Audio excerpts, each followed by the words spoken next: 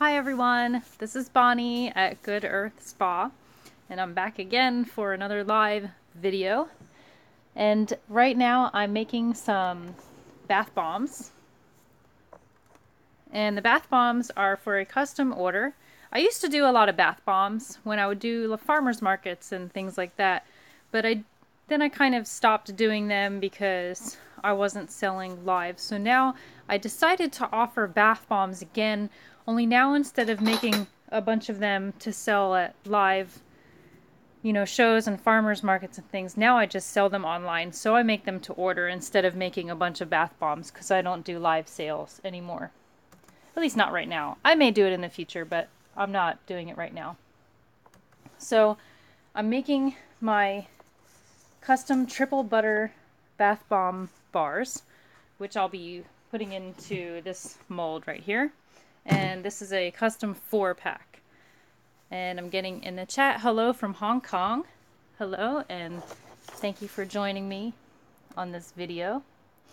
So already I have in here baking soda and white clay. And now I'm going to add my triple butter blend that I have melted down in this jar. Not all of this, that would be way too much oil, but enough just for this small batch.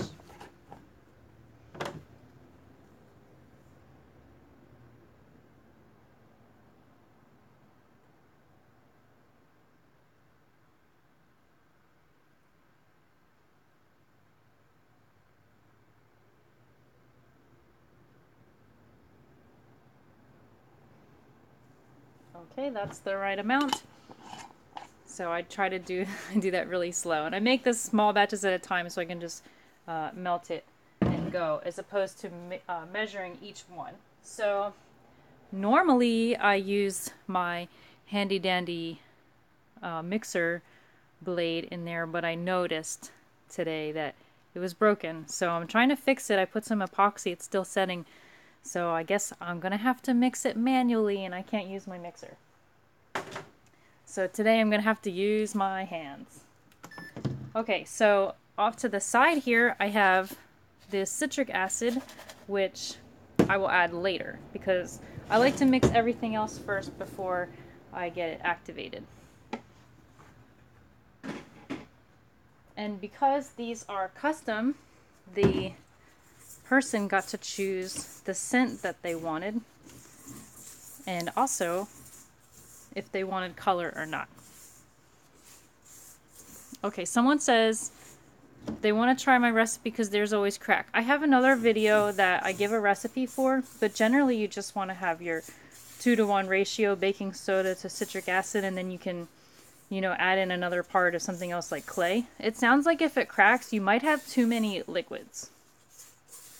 So try to reduce your liquids, reducing oil, using anything that's a liquid, use less of it. And don't do it on a rainy day if you can help it. And I'm getting a hello from Missouri and hello from Costa Rica. So thank you for joining me today. This is getting pretty dusty. So I'm going to go ahead and add in the scent. So one of the great things about doing custom work is that people come up with some awfully interesting scent ideas. I would have never put this together, but it actually smells pretty good. And it's spearmint essential oil with sea breeze fragrance. So I would my brain would never have put that combination together, but someone else's did. So that is what is going into this one. So it's a blend and it smells pretty good. So I can imagine someone who's growing spearmint and they live on the beach. Maybe that's what it would smell like. So hello again from Philadelphia. Hello. Okay, so I'm going to get that in there. I'm going to mix that in. I love my little mixer attachment that scrapes the side of the bowl. So maybe in a future video I'll have to show that. I probably have to order a new one. I've had it for several years, so I got a lot of time out of it. So I'm not disappointed, but on the other hand, I wish it were not broken because this would go a lot faster. But I got the order in, so I still got to do it, right? Still have to do it. Okay, so already I can feel that the texture is coming along quite nicely. I haven't added the citric acid yet because I like to incorporate all of the liquid ingredients before I add in the citric acid. So next I'm going to, now on the options I have, you can either choose no color or you can choose color. And some people, I get quite a few people who don't want color, but this customer wants color, and I don't have it set up such that you can choose the exact color, but I say that I try to match it kind of to the scent. So this is a yellow-blue blend that I have. I have a bunch of already pre-mixed colors, so I'm gonna see how that looks. Mix that in, and we'll see how it looks.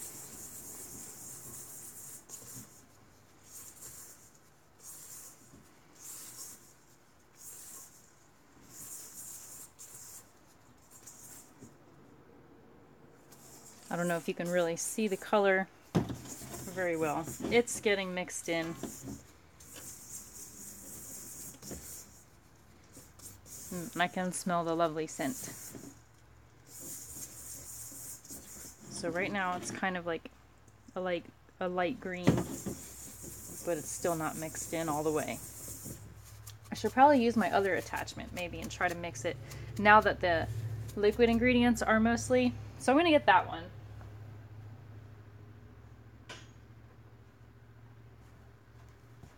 This is the regular mixing attachment for the KitchenAid mixer. And it's okay for most purposes, but it does not scrape the bowl like this one. So I really like this one. I really need this one back, but I'm going to use this one right now. So I'm getting more comments. So I've already had one person ask about the bath bomb cracking, breaking, crumbling. It's most likely because it's too wet or the humidity is too high, or, you know, a reason like that. It's usually too much liquid ingredients. They are very finicky creatures, bath bombs. So unfortunately, it just takes practice and trial and error.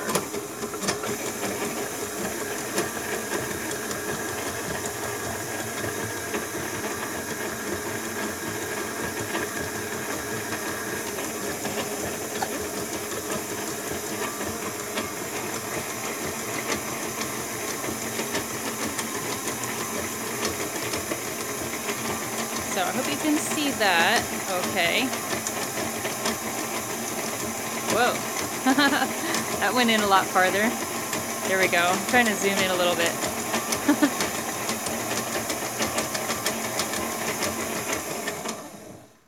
Okay, since this one doesn't scrape the sides, I'm going to have to open it and get it all mixed in a little bit more. And the colors that I use are lakes. They're lake colorants. So they mix in with water and they don't create that like ring around the bathtub, which is why I like these. And I mix them in glycerin, which adds a little bit more moisture to this initially, but it doesn't activate these bath bombs. And I mix in the citric acid last because I want to minimize the activation so I get it nice and mixed up and well blended, especially because I use the butters in my formula, and the butters can go solid pretty quickly, so I want it to be very well incorporated while they're liquid, so you can see this kind of stuff.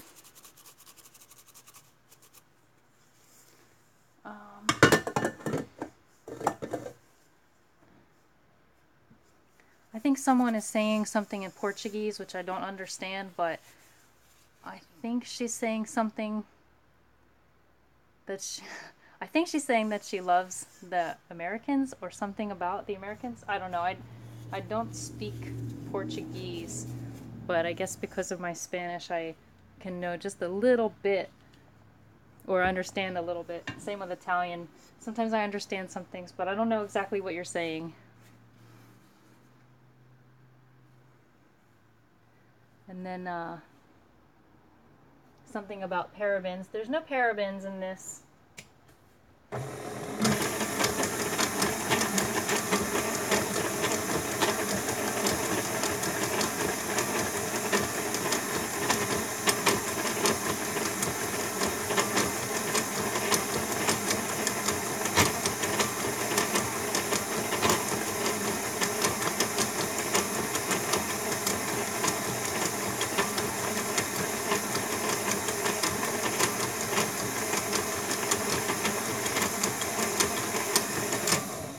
Okay, someone in the chat got a translator or went to Google Translate, and they said, I'm Brazilian, but I love the Americans. So I guess I understood a little bit. I didn't get it quite all the way. So thank you for joining us in this. So here we can see I have some green. I guess I'm pretty happy with the color. And now I'm going to get ready to mix in the citric acid. So yes, I do not speak Portuguese, but it's not so different from Spanish. Some things are even the same, so sometimes I can understand a little bit, but I'm not able to really speak it back very well. Same with Italian. And then I have hello from Washington, D.C. So hello, thank you for joining us here. Okay, so now the last, or not the last step, the next step is going to be, I'm going to add the citric acid in. So the citric acid I have separate, and the reason I keep it separate is because I don't want it to activate. I want to have the least amount of time possible in between mixing in the citric acid and molding. So a lot of other people, when they make the bath bombs, I see a lot of times the technique is just to mix it all. I just do it a little bit differently because I find that this works for me. Bath bombs can be very finicky, so it's like a trial and error thing. But the basic ratio is going to be 2 parts of the baking soda and 1 part of the citric acid. And then, you know, you add in some other stuff. You figure that out.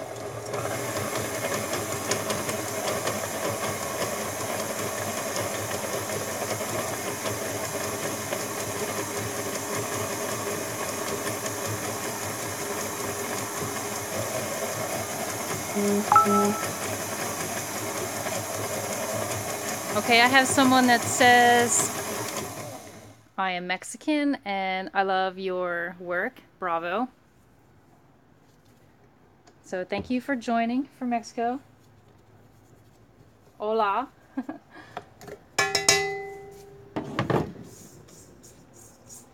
And I'm seeing, did I miss anything else? Some smiley faces. Okay. So now I'm mixing with my hands just to make sure there's no clumps. And if you're just joining me, normally I use this one. It scrapes the bowl. It's really good at that. But I noticed it broke, so I'm trying to fix it with some epoxy. And hopefully it will fix, and I might have to buy a new one. But this one is so good for bath bombs. Later on I'll try to see if I can find a link for where you can get it and post it in the box. But it's really good because it scrapes, especially if you use oils. Okay.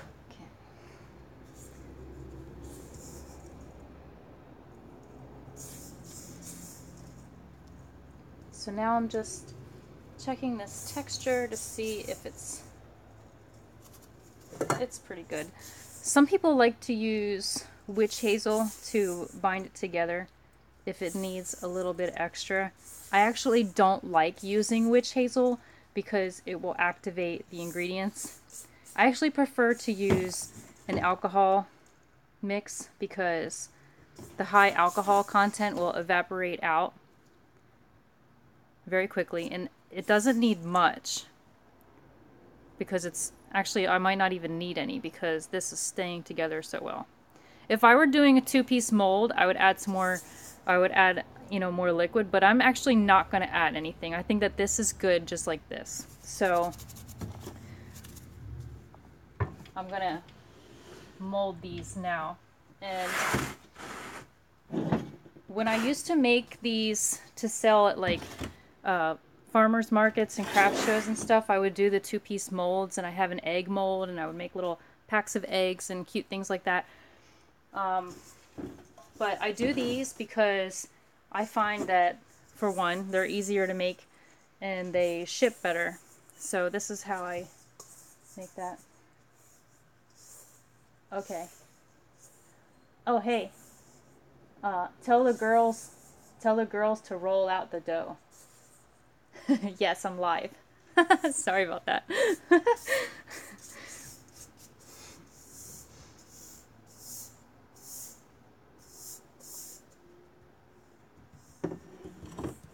Okay, so now I'm making 4, so I'm packing it into these 4 spots.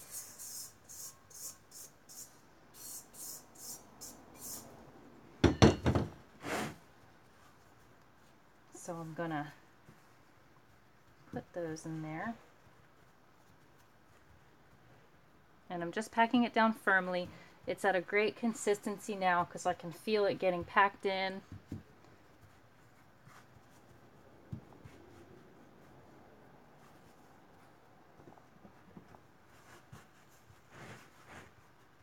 You might be able to tell a little bit better that it's green against this red background. And then you can see I'm kind of spilling some in the sides, but it makes it so much easier because I just go like this. Now it's all back in there, pack it right back in. And this will be a 4-pack after it's done.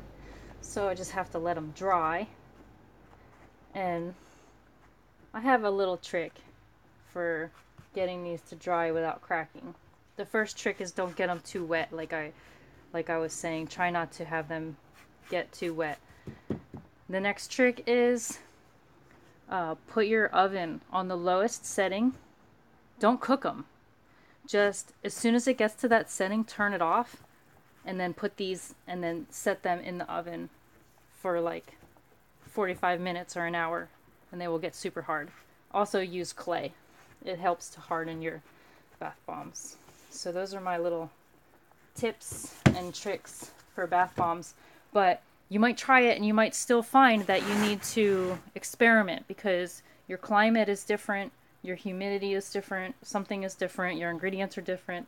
There's going to just be differences.